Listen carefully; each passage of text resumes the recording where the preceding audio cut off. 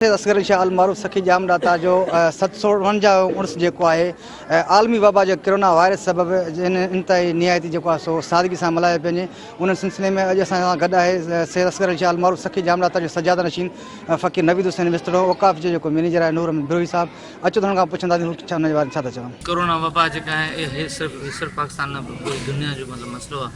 उनजे करे सिंध में जेके वॾी वॾी मज़ारात आहिनि उन खे उर्स शरीफ़ कोन थी सघियो। कोरोना जे करे हालात अञा वधीक ख़राब थींदा पिया था वञनि। इन जे करे हिननि इहो फ़ैसिलो कयो हिन वारे इहो सादगी सां उर्स मुबारक मल्हायो अथनि। असांजे मुल्क अंदरि हींअर कोरोना वबा जेका आहे उहा इंतिहाई जेको आहे ख़तरनाक सूरत हाल उहा अख़्तियार करे चुकी आहे। जंहिं सबबु सिंध गवर्नमेंट ऐं हितां जी दरगाह जा जेके असांजा आहिनि सजादा नशीन उन्हनि इहो फ़ैसिलो कयो त बाबा हीअ जेको उर्स मुबारक आहे सादगीअ सां मल्हाईंदासीं। हीअ जेको आहे मेलो सादगी सां मल्हायो पियो वञे। फ़कीर साहिबु जेको आहे कुझु टाइम माना कुझु वेट कयो त इहा जेका वबा आहे इहा ख़तमु थी वञे। पर कोरोना जे करे हिन दफ़े सादगी सां मल्हायो वियो।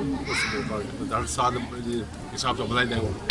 हर साल जीअं असां हिन साल बि वेट कंदा रहियासीं त असांखे उर्स मुबारक जूं सादत नसीब थियनि, पर अफ़सोस कोरोना वबा जे करे असां जेके आहे उन करे मल्हाए सघियासीं। असां ॻाल्हियूं ॿुधूं त हुननि इहो ई चयो त जेको आहे सखी जाम दाता जो हर साल जेको उर्स मुबारक हूंदो आहे असां धाम धूम सां मल्हाईंदा आहियूं। पर हींअर जेकी दुनिया जी हालात आहे जेकी असां वटि पाकिस्तान में जेके आलमी वबा आहे कोरोना वायरस जे सबबु असां हिन खे बिल्कुलु सादगी नमूने सां मल्हायो आहे। मेरा मेन रिहान सुमर सां गॾु जबली सुमरो, सन TV न्यूज़ जाम सां।